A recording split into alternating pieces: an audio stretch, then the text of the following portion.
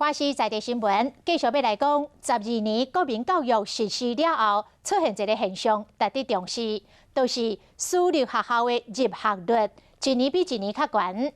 真侪家长争破头，就是要把囡仔送入去私立学校，因为真侪家长对政府的教育改革失去着信心，所以宁可来选择着学费较贵的私校，嘛袂互囡仔去读公立学校。但是这个私校的教育敢就真正较好咧？咱做伙来探讨。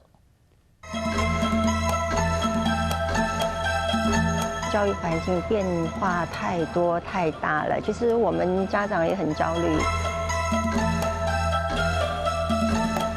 所以我们就会希望是在一个稳定的环境中，让孩子学习跟成长。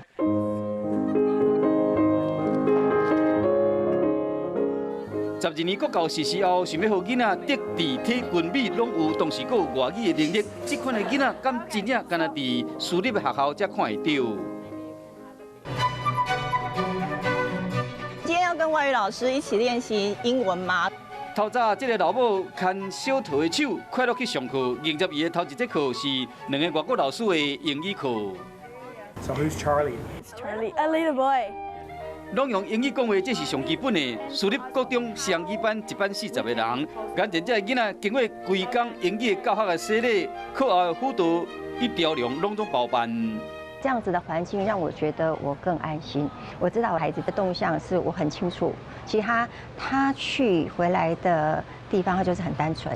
来看学费，私立国中小一学期的学费差不多是6万到20万，公立的3000到5000块。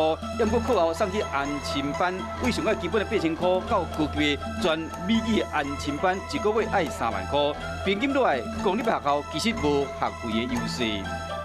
把孩子送到了学校，就是全部都把它托付给学校的老师。当初跟我老公说服的读私校的其中一个点，就是至少孩子不用去补习班。小组化公立学校减班来营运，要过私立学校同款是拢受精，有钱都不一定法度入去。依照教育部的统计，伫103年实施12年国教进程，7年级生读私立中学占总体比率是98学年度9%。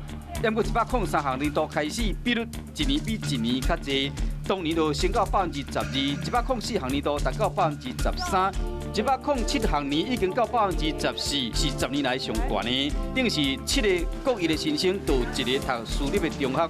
到底私立学校有什么款迷人的魅力？私校来讲，它有一个目标比较明确，就是说它很清楚哪一个教育理念是应该被坚持的。出发点就很单纯，只要认为对学生有益，而且我们会契合整个社会的方向。那公立学校可能它必须在应付那个时代的潮流下底下，它有些东西可能需要妥协。这就是必须的数学课，囡仔分组，一人一台平板电脑，透过投影大荧幕互动的教册。私立小学是采小班制，教册较就治。每一班老师可以看得到的小孩子的个人发展是比较充足，小孩子要学多少，这都是小孩本身他自己要去追求的。